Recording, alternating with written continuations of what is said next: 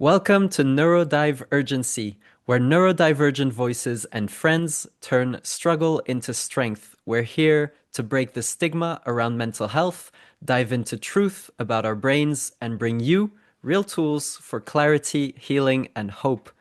Today's guest is Wendela Whitcomb Marsh, who is an award-winning author, TEDx speaker, and family member of autistic people.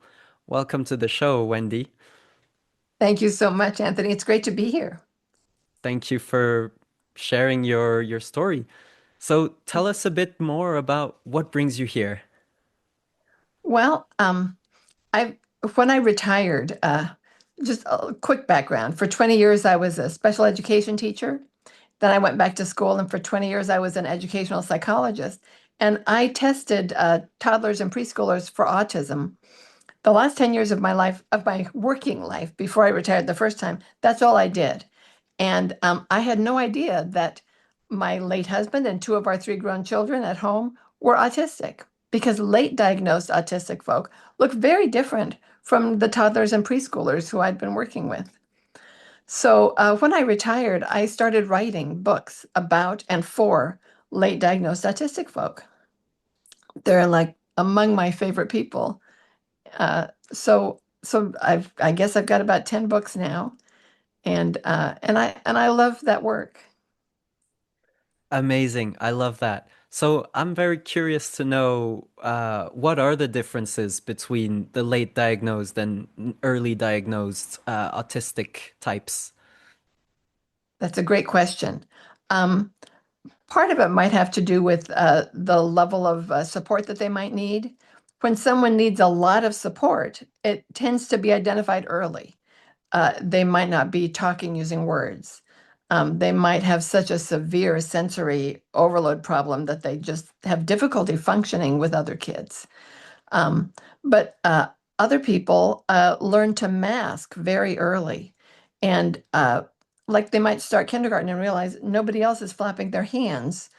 Uh, Maybe I'll just twiddle my fingers instead, or bite the insides of my cheek, or jiggle my leg. And they realize, oh, no one else is covering their ears when the school bell rings. They must be so strong because obviously it's like a nail going through our eardrums. We must all hear it and experience the sensory world the same way, not realizing that the other kids don't feel pain when the bell rings. It's not that they're stronger, it's that the autistic child has a different way of experiencing the sensory world. And so often they get a low self esteem, but they just keep putting on a mask of trying to observe others and pretending to be normal. I can't say normal without the finger air quotes. But they get so good at masking that they may not realize till they're adults that everybody else is not working that hard. Everybody else is just having conversations without planning a script in advance. And that other people don't even think about eye contact. They don't have a system for, okay, I'll look at the spot between their eyes, or I'll look at their eyes for so many seconds and then I'll look away and then I'll look back and I'm counting the seconds in my head. All the while, I'm trying to have a conversation and say the things that I hope they expect me to say because so often they have been misunderstood. The communication styles are different. So they mask so well that they're not identified. And people say, oh, you can't be autistic because, you are married or you looked at my eyes or you have a job. They don't ask, how hard is it for you to look in someone's eyes? Or how exhausted are you after work that you can't even do anything all weekend and then you burn out and can't go back to work someday?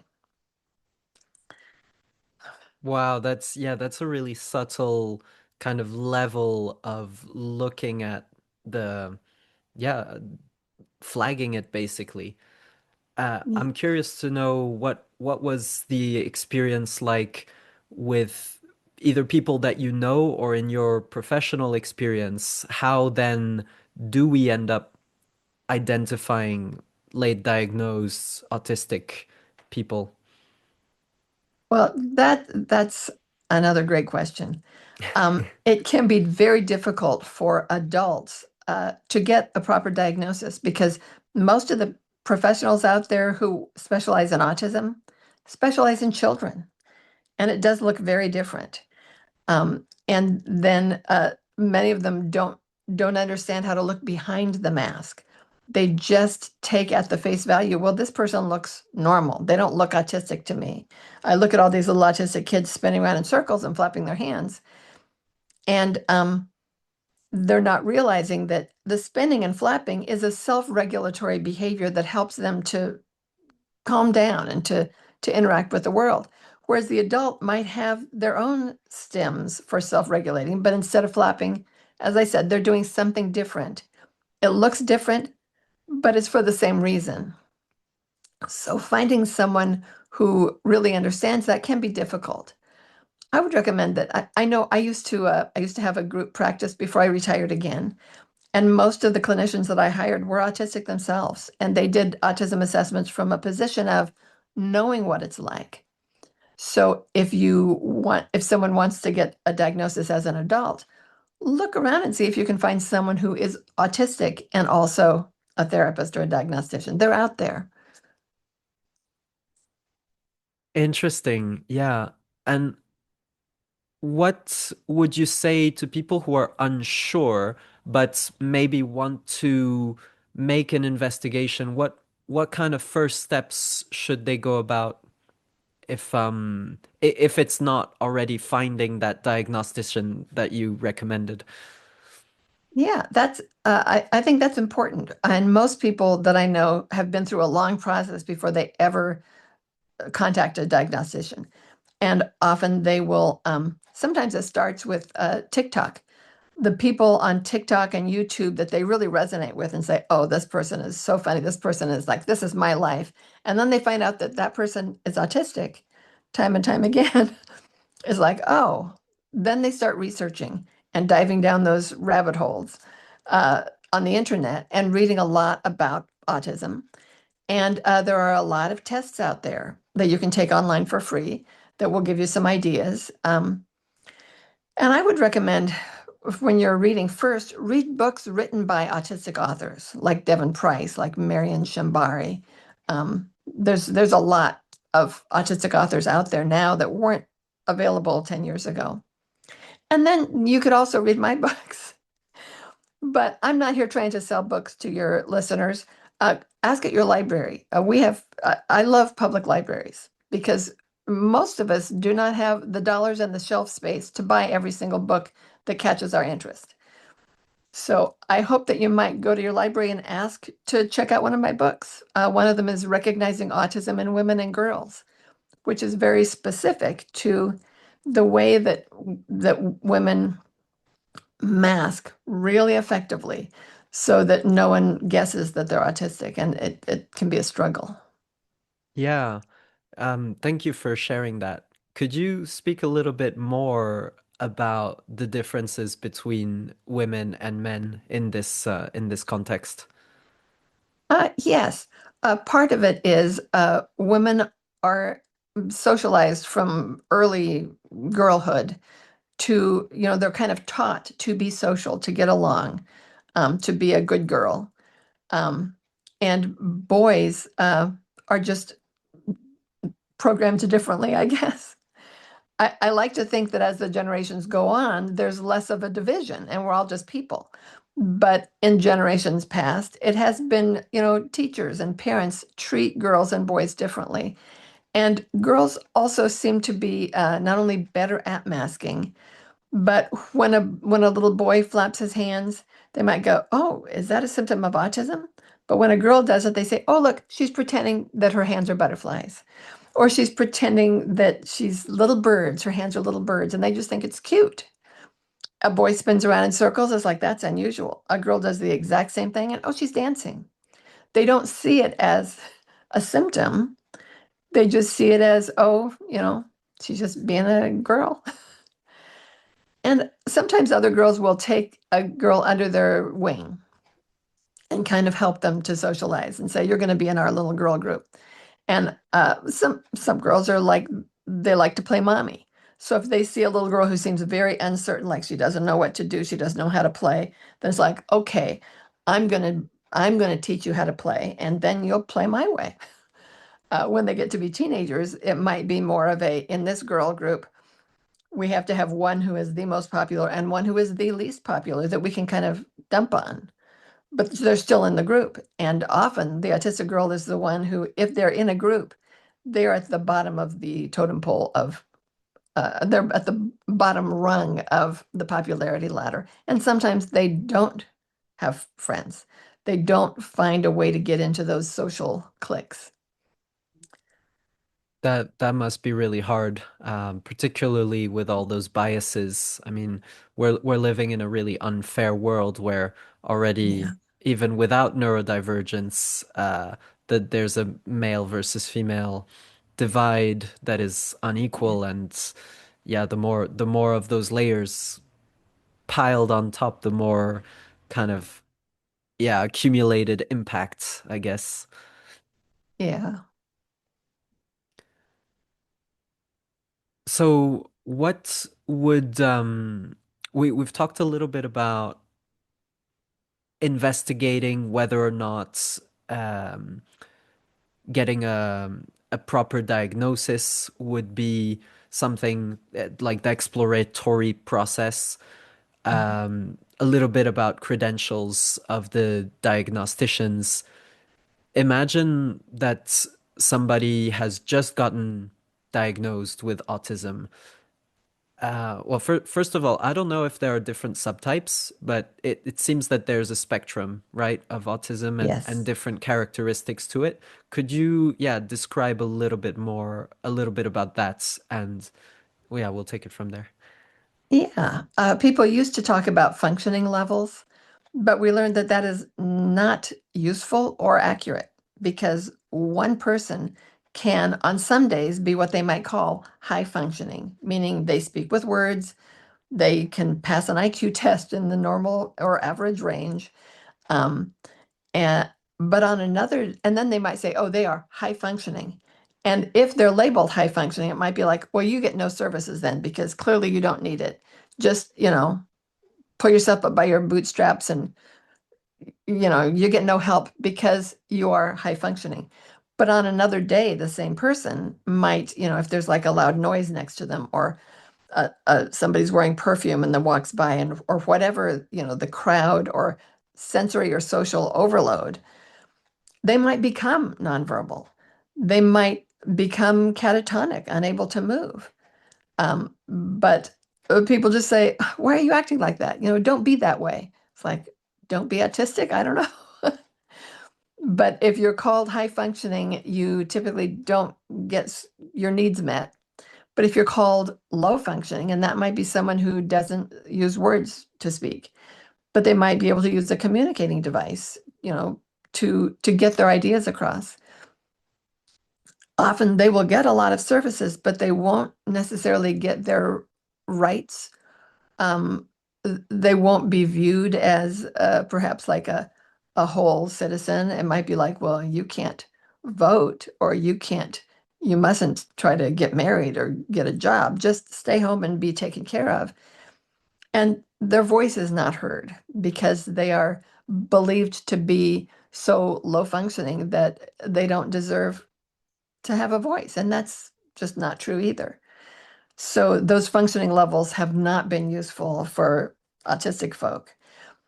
In the DSM, the Diagnostic Statistic Manual, they do have level 1, level 2, and level 3.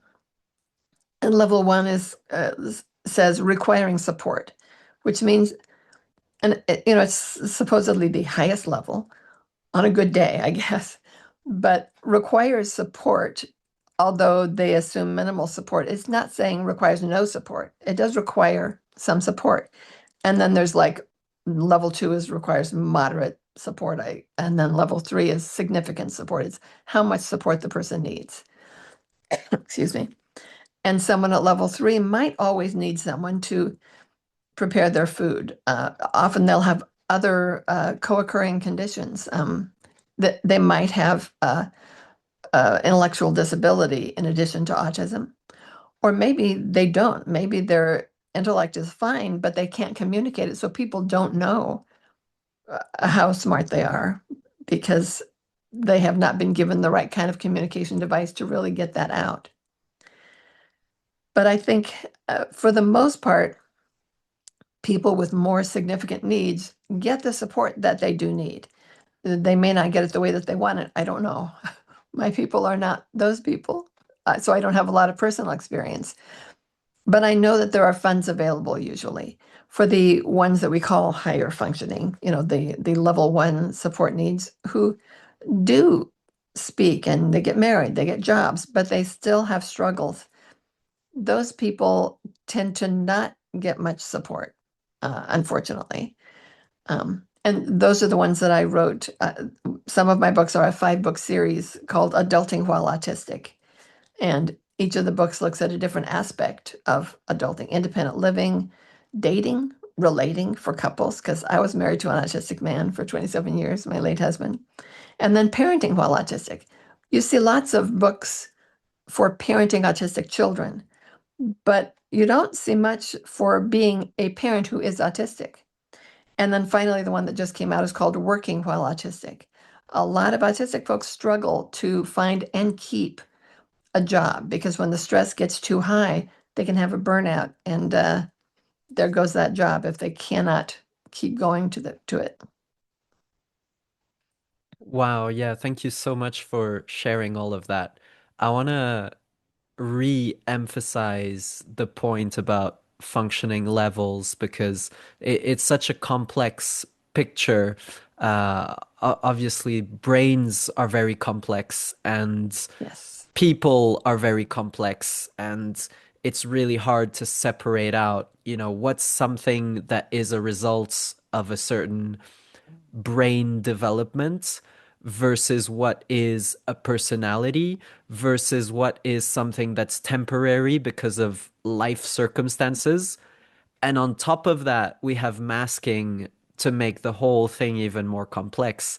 And so, yeah, I don't know. I guess the point is, um, if I understand correctly, you can kind of be somewhere on the autistic spectrum with some varying level of struggle, some varying level of support needed, with also a varying level of unawareness about it. So it's actually really Yes. hard to kind of start making that journey. If I was in this situation, like what would you recommend that I do in order to start unpicking at that complexity? Oh, that's a good question. We've talked about the online tests and reading and that kind of thing. Um, but one of the parts of the diagnostic picture is if it gets in the way of your living your best life. So somebody might own a computer company, maybe they invented computers, and maybe they have a lot of characteristics of autism, and people would look at them and say, "Oh, that man is autistic," and yet his life is not there is no problem in his life that is due to his autistic characteristics. Um, so he probably wouldn't get a diagnosis because he's doing okay. Um, and one of the requirements is that it impacts their life in a negative way. It makes it harder to keep a job. It makes it harder to maintain a relationship or make friends. So when someone's life is made harder because of these things, then chances are it's autism and they deserve to learn more about that. Now, I have some autistic traits and characteristics. I've been called quirky, and that may be why my husband and I got along so well, because he was autistic.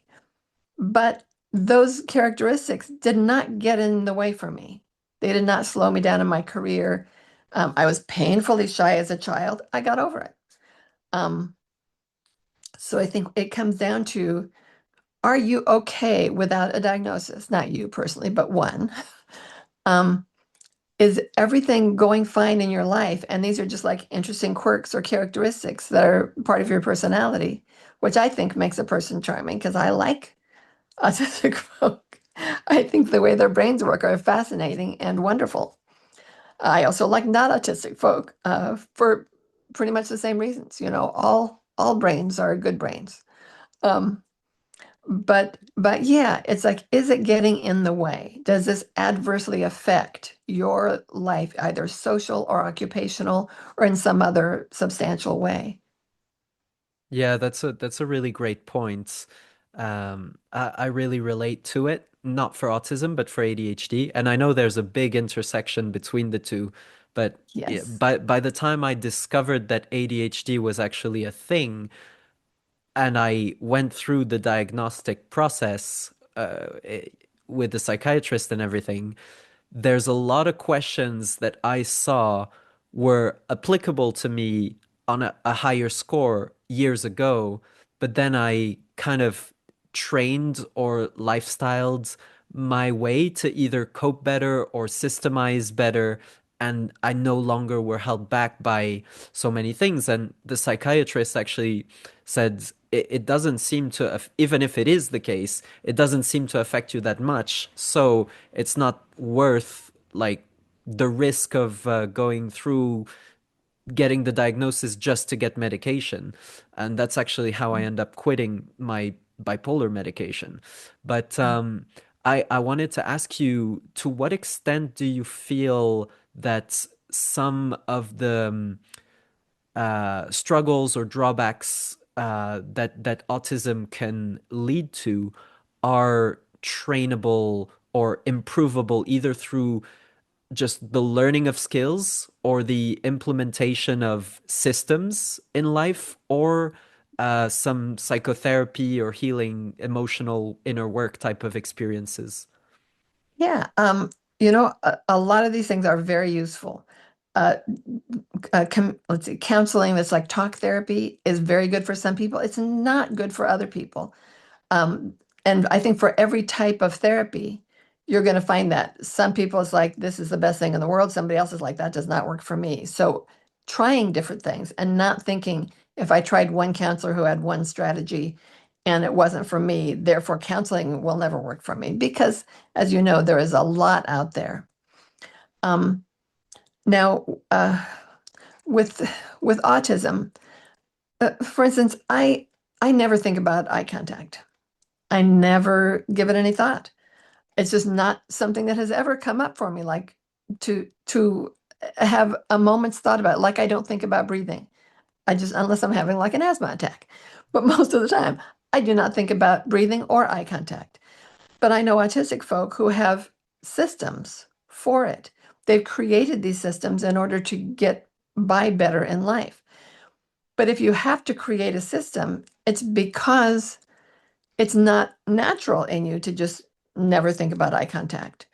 Um, and that can also get in the way of a diagnosis because clearly there was a problem with eye contact, or there would be no system or no routine or no Yeah, script or whatever it is that people create for themselves, the high masking, late diagnosed people. yeah, And that can get in the way because if your psychologist asks you, do you have a problem with eye contact?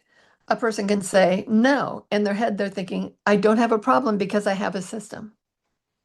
If they say, yeah, do you struggle with social interactions? They might say no because I avoid them. But all they're saying out loud is no, sometimes for some people. So it can be difficult to get to the diagnosis. And while I think yes, people can get by if they have a lot of systems and routines for everything. It's like I'm going to the grocery store. Let me rehearse 3 times what I'm going to say to the cashier when I hand them my credit card or whatever it is. And they're taking like a half hour before they walk in the store and then recovery time when they get home. That's hard work. And to say, well, because you yeah, have a system, then you don't get a diagnosis and you don't get any accommodations or understanding, that seems kind of mean. So I, yeah. yeah, I think that needs to be taken into account. And just because someone can create a lot of systems, I mean, most of us will have like some small routines or systems that we have in place. But when your whole life is around making systems for things that typical people do not ever think about or have systems for, then I would hate to think that the fact that you made the systems, which is smart, would keep you from getting a diagnosis that might be otherwise really accurate for you and that might open the door to accommodations and understanding.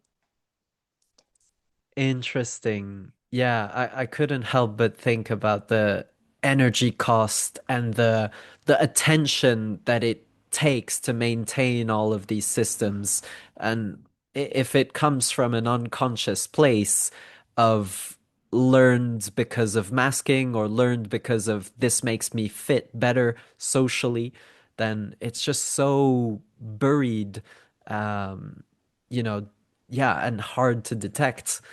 Yeah. Um, yeah, I guess I wonder. I mean, of course, the autism diagnostic process is a certain way that it is the day we're having this conversation.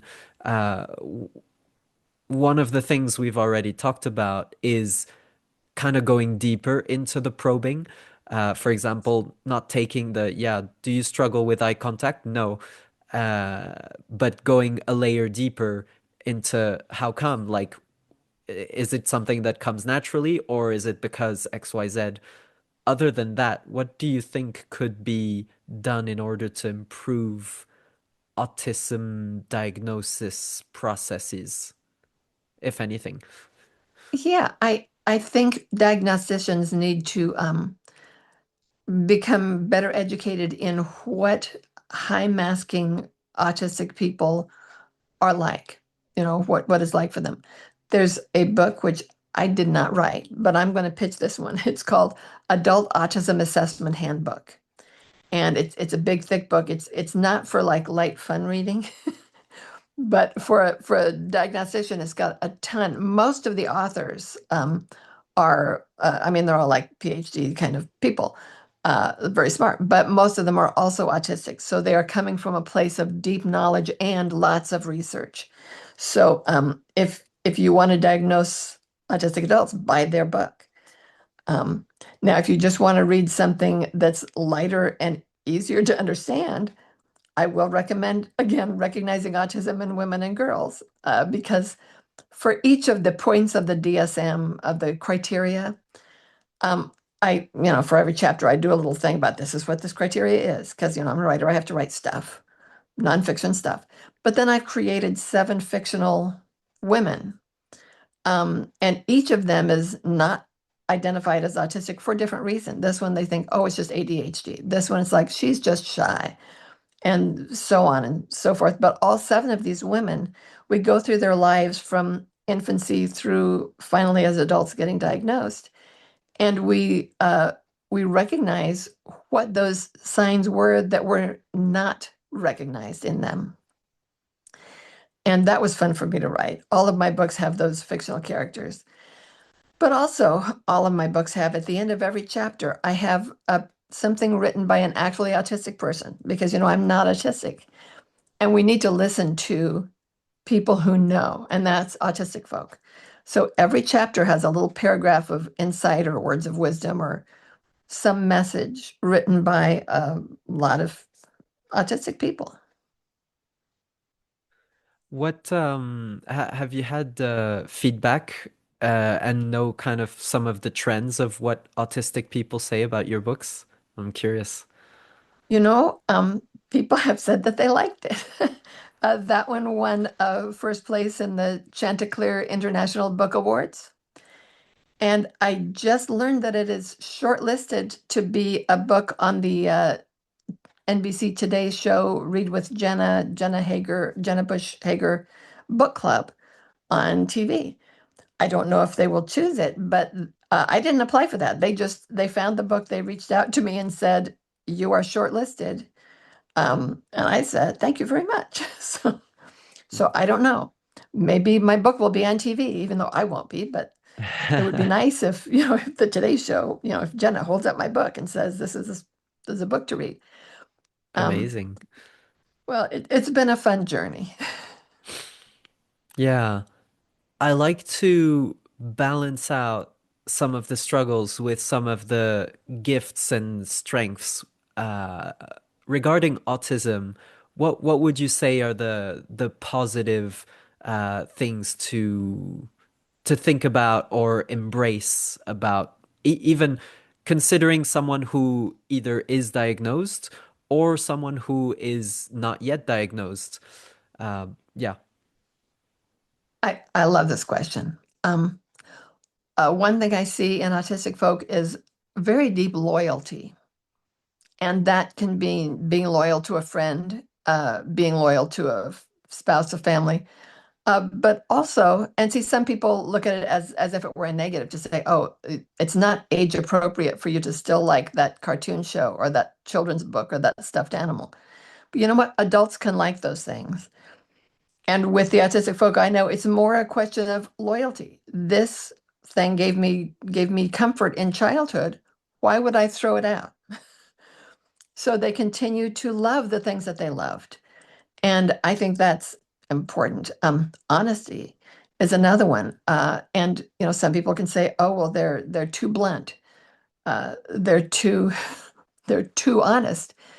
But but they're not coming from a place of trying to hurt someone's feelings. They're just speaking their truth. There was a study where people were studying communication and autism, and they took a bunch of just typical people, put them in a room together, gave them a bunch of communication tasks to do with each other. They did great. Then they took a bunch of autistic folk, put them in the room, gave them the exact same tasks. They did great. Then they mixed the two groups together. So it was half allistic and half autistic. And suddenly the communication broke down. They did not communicate very well. And guess who got blamed? Everyone says, well, you see, autistic people don't know how to communicate very well. But they did fine communicating with other autistic people. They just have a different style. When they're talking to someone who shares that style, no problem. But I think you know, people say, oh, autistic people lack empathy. I've never known one who lacked empathy. I've known some who had extreme empathy. Um, but some of them say, I think it's the neurotypical people who lack empathy because they can't empathize with me. They just think I have to change to be like them and to communicate like them. And so how I'm communicating is wrong. And that is wrong, I think. Yeah, that can be really difficult, like one of those unfair biases in the world. Yes. Uh, I'm trying to figure out how to phrase this question. Um, Regarding the communication styles of autistic people, like how big of a spread is there in that, or do you find that there's quite a consistent communication style between across autism? Uh, Uh, there seem to be some consistencies in the differences in style. One thing is, they say, autistic folk communicate very literally. And sometimes they think, oh, that means if you say it's raining cats and dogs, they're going to look up for cats and dogs. Well, maybe children do, but I don't know any adults who take that literally. But when they say something or ask a question, they mean exactly what they say or what they're asking. They don't mean to hurt someone's feelings or to challenge them. So if they say, why are you doing it that way? Then the typical person says, are you challenging me? How dare you, accuse me of not doing it the right way? And they're just thinking, I need to learn. And yeah, I learned by asking questions. I want to know why it's done that way. But their boss is already thinking, oh, they're insubordinate. They're talking back. But they're asking questions to learn, not to challenge, to learn. And people get in trouble at work a lot with that because it's like they want to say, listen to my words. And the other people are like, I can tell that you're being sarcastic or whatever because of your facial expression. Well, a lot of autistic folk don't have the same facial expressions or body language or tone that typical people do. So it's like they're saying, don't read my facial expression. I have no control over that. Just listen to my words. I chose them carefully. These are the words I mean. yeah, But it's hard to bridge that gap sometimes. yeah. It really is, and I really relate to that because the other day I was bringing wood from outside into the house and I had to go through a street and there was a car parked there and I asked the guy who was at the car, do you think there is enough space for me to go through? Like, as in, are you, and I asked, are you comfortable if I go through that space with the wood that I have? Like, I don't want to impose more risk on your car than you would Yeah. tolerate. And he didn't argue or do anything. He was just like, don't worry, I'll move. And I was like, I wasn't asking you to move. I did not ask you to move. I just wanted your opinion about da da da.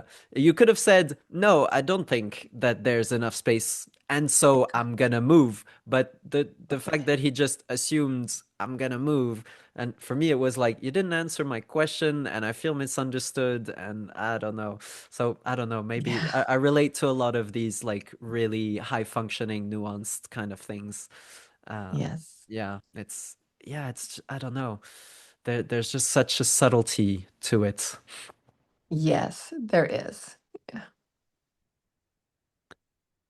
Um, yeah, one of the things when you were sharing about the loyalty as a strength, it made me think of the intersection between autism and ADHD. And I find that if in that intersection between autism and ADHD, there's a lot of contradictions. Like being loyal might be one end of the spectrum, but really craving novelty and just different things is maybe another side of that spectrum. Like Yeah. how does autism plus ADHD look like in this picture if you, you know, feel comfortable sharing in that area? Well, I have heard people say that it's like their brain is arguing with itself because the autistic side says we need quiet. We need to recover from social experiences by being alone and settling down and getting our strength back. And then the ADHD side is saying, "Oh, let's go out and do something else." It's like we can't do it both. I've heard that it can be a real struggle. Um, and understanding that those two things are going on, I think can really help people to maybe talk back to their brains and negotiate. If the two sides of your brains are giving you different messages, just sit them down and have say, I'm the boss of you two, and we do need a certain amount of downtime, but we also need a certain amount of uh, input. We've got to have some sensory interest, uh, and try to find that middle ground to keep everybody happy in your brain.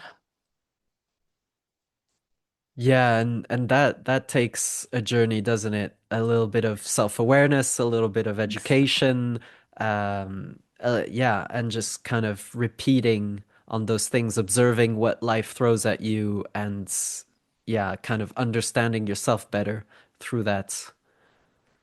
Yes. Um, okay, so I'm curious to dig into maybe some areas that I might not be able to think about that we haven't talked about yet. What would be some important things for raising awareness and helping people, whether they're diagnosed or not? Okay, that is a good question. I think as a community, as a society, as a civilization, we do need to be a lot more aware and kind about differences. Um, if we see someone in a wheelchair, we know they can't walk probably, and maybe they can walk for a short amount of time, but they can't walk through the whole store. So they do need the wheelchair, even though they're not paralyzed. If someone is blind, we're not going to say, "Oh, just try harder to read it. You're not trying hard enough. Just read it." Or if they're deaf, we don't get them in trouble for not listening to us when we said something behind their back. When someone is autistic, or in other kinds of neurodiversity, they look just like everyone else. They don't. There's no obvious. It's an invisible disability, and people can be cruel and not understanding and think, oh, you're faking it, you're just trying to get attention. Well, the autistic people I know, they do not want attention. That is not what they're looking for. They just want to live their lives. Um, so being aware of differences and I think as a society we need to be more accommodating and understanding. One of the things about some folk with autism is typical people can look at them and for some reason I don't quite get it, but it's like they know that they're different. I don't know how they know, but there's something that they sense. You're different, but since I don't see a wheelchair or a white cane or a hearing aid, then I'm just going to assume that you're creepy. They say that the definition of creepy means uh, unexpected, there's something different about you, but I cannot tell if you are dangerous or not. If somebody looks dangerous, it's like, okay, stay away. They're dangerous. But if someone is creepy, it's like, maybe they're dangerous. Maybe they're just different. And there's a phrase called, I think you younger people know it, uncanny valley, to give uncanny valley vibes. I don't know it, but yeah, I'd love Okay, to maybe hear it's what it just means. around here, but it means something looks off. Uh, and when you think about like scary movies, when there's a movie with, here's a Frankenstein monster or here's something, it's like, yeah, that's kind of scary. Yeah. But then when there's like pod people who come down from another planet and take over people's bodies, but it looks just like your mom or your neighbor, but it's not. Or maybe it's a Stepford Wives. Maybe there's a robot in there where it's like this person looks like a person, but they look a little bit different. That is scarier in the movies usually. And if someone looks different just because their brain works differently, and so they're not conforming to whatever little nonverbal facial expressions and ways, body language. If they don't have the same body language that everyone else, then people are going to go, oh, there's something different about you. Therefore, I don't trust you. And even the idea that if you don't make eye contact, you must be lying. That was made up by the majority of people who do like to use eye contact. It doesn't really mean that the person is lying. It just means they're not looking at your eyes. Sometimes people who lie don't look at your eyes. Sometimes they look right at you and lie while making eye contact. So you can't really take something like that. But it is hard, and I would love it if more people in society would just be open to somebody who might look a little different. The way that we hope that if someone has a different color skin or a different accent or comes from a different culture or a different belief or a different orientation, that we could accept them all. Mm, they don't have to be just like me for me to love and accept somebody. And that's where I hope we're going as a society. Yeah, those are truly words of wisdom. It makes me think a lot of the spiritual teachers like Jesus or Buddha, really that unconditional love, that radical acceptance of whatever, whatever the world is, whatever people are, however they are, whatever they do. That's how it is. There's no trying or expecting things to be different. There's no frustration about it. It's just, yeah, just love for being beings and sharing existence within this universe, and that's cool. Uh, Absolutely. You have said that perfectly. I, well, I I love think that. you have said that perfectly. Well, Um, we're a team, I guess. how big do you think is the undiagnosed, masking, late diagnosed, maybe high functioning autism pool of people? I don't know if you have any insights on that. It doesn't need to I, be I, backed. I don't, yeah, I don't have a number, but I Yeah. do think it's more than we realize. Mm. And I know we always used to say that mm, autism affects boys like 4 or 5 times more often than girls. I don't think that is necessarily the case. I think girls are not identified, but I think they're out there. The numbers might be closer to even between boys and girls. Mm. But I think that there are a lot of people who are struggling, and it's not that there's an epidemic of autism, because there's not.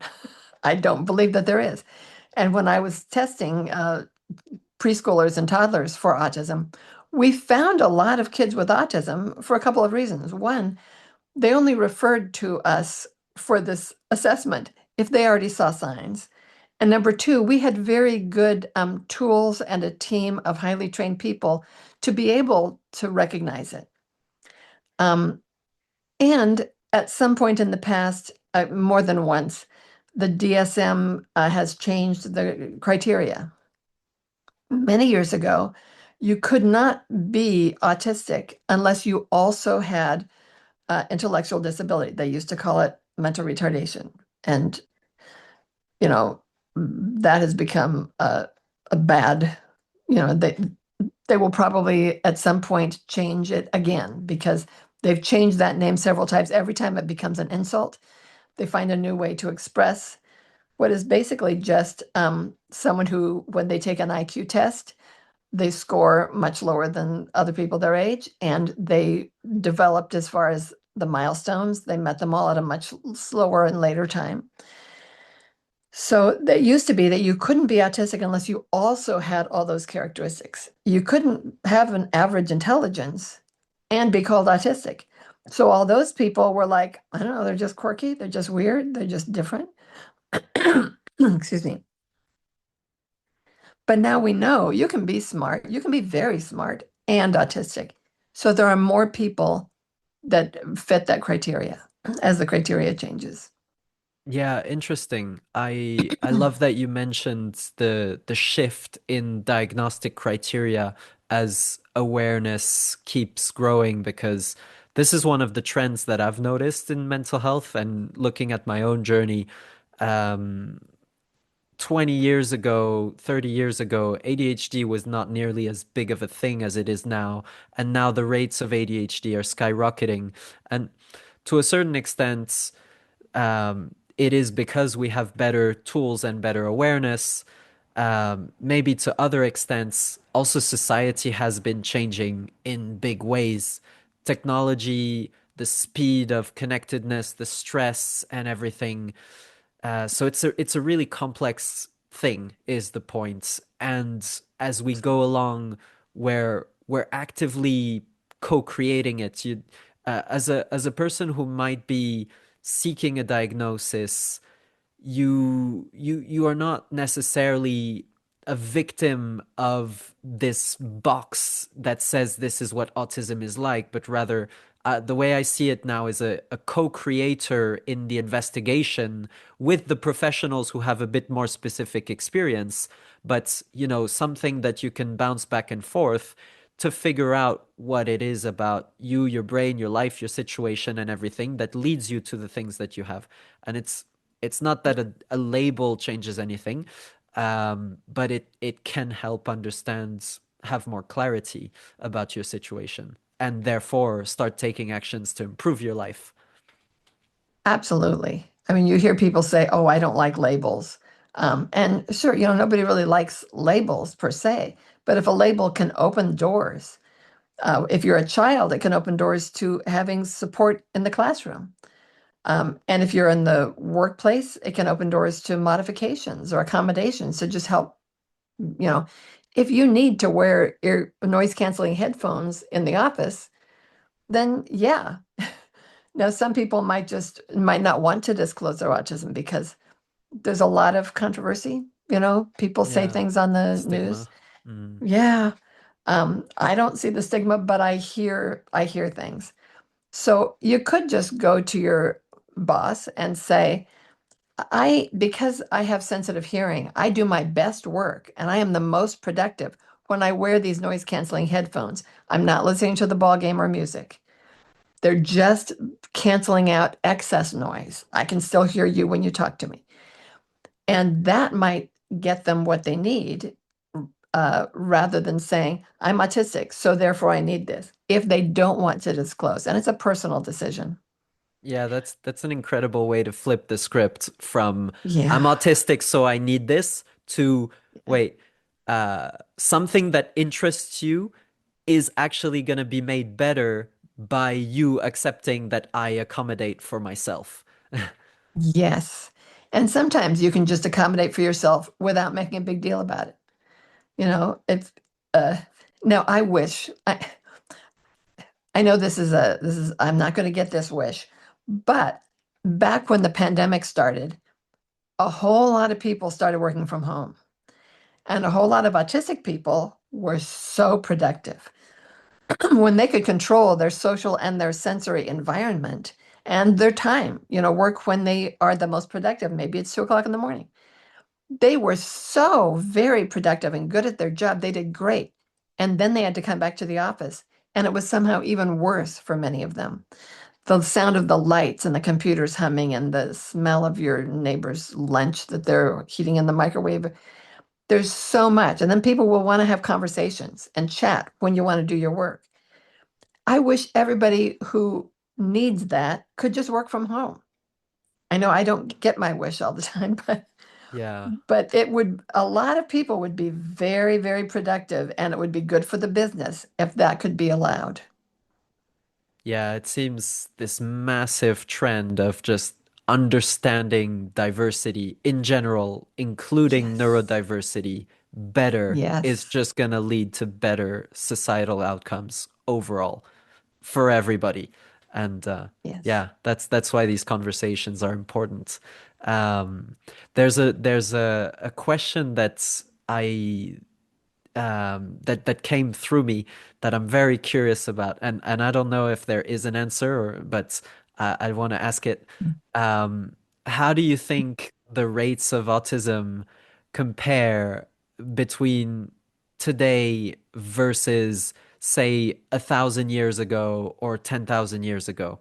Um, uh, Kind of asking not about diagnostics, of course, because a Yeah. thousand years ago this wasn't a thing, but about the actual prevalence and possibly also where does or how does society changing into what it is today maybe impact autism diagnoses or prevalence? That is an excellent question. And when I just look back a few generations before me, I see in families where it's like there's an uncle who was uh, odd or quirky or unusual. There were a lot of jokes about absent-minded professors, people who just focus so entirely on their subject of interest that they would talk about that forever, and they were bad at talking to people or at remembering to eat lunch. And they weren't called autistic. They weren't given a label. It's just like, oh, so and so, yeah, he's like that. Now, Timble Grandin talks about people back, living in caves, prehistoric times. And she said if there weren't autism, we'd all still be sitting there chatting around the fire and nobody would be out there building a wheel because it takes an autism brain to say, I don't have time to chat with you. I want to do something and solve this problem. And here's a puzzle that needs fixing. And that it's been the autistic people that have done that. And those who are more severely affected by maybe a variety of disabilities, you know, back in those caves, we're finding evidence that when we find, graves of prehistoric people and find that someone was buried as an adult with birth defects, skeletal defects, that would have meant that they could not make a contribution to the tribe, that they could not hunt, they could not gather because you could see the disability in the skeleton, and yet they were old when they died. That proves that as a race of humans, of people, it is in us to care for those who cannot contribute to us because they are part of our tribe, because they are people. They don't have to be strong and a good hunter to be valued, even way back then. That's part of who we are as humankind. We are kind. Beautiful. Yeah, it's such an inspiring message to hear, especially in a society that values people a lot based on achievement and productivity and whatever. Yeah, it's Yeah. so good to hear. Um, Wendy, as we wind down towards the end of the conversation, what's something that you haven't mentioned yet that you'd really want to squeeze in to into this conversation? Well, let's see. If someone is listening to this right now and you have just learned that you're autistic or you've just suspected strongly that you are autistic, I would want to say congratulations. Um, I, I think I think you should love the person that you are. You may have had a history of kind of beating yourself up for not doing things the right way, and now you know that there's nothing wrong with you. You are not broken. You, there is nothing broken or wrong about you. You just have a different style of brain, and that's a wonderful thing. Maya Angelou has a quote that's one of my favorites. She wrote, "Do the best you can until you know better. Then, when you know better, do better." And now you know better about yourself. So you can love yourself better. And maybe you can forgive the people around you who didn't know better when you were growing up. Maybe they were critical when they should have been gracious towards you. Uh, and I hope that the healing can start for you now that you know more. You deserve that. That's so beautiful. What a powerful message that really needs to be shared and an incredible way to end the conversation. Um, Wendy, obviously your biography and any relevant links will be in the show notes to this episode. Thank you. And what would you say for anybody who would like to get in touch? What would be the next step? Well, feel free to reach out to me. You can email me at info@wendelawhitcommarsh.com. And just let me know that this is where we met so that I'll know how you find out about me. Perfect. Awesome. Well, thank you so much, Wendy, for sharing Oh, your inspiring story, your incredible knowledge, and some really practical ways of viewing autism and the world that we have to navigate. Yeah, really inspiring for hope and yeah, reducing the stigma around mental health and autism. Thank you for well, being on the podcast. thank you for having me. It has just been a delight to have this conversation with you. I've enjoyed it so much. Likewise, such a pleasure.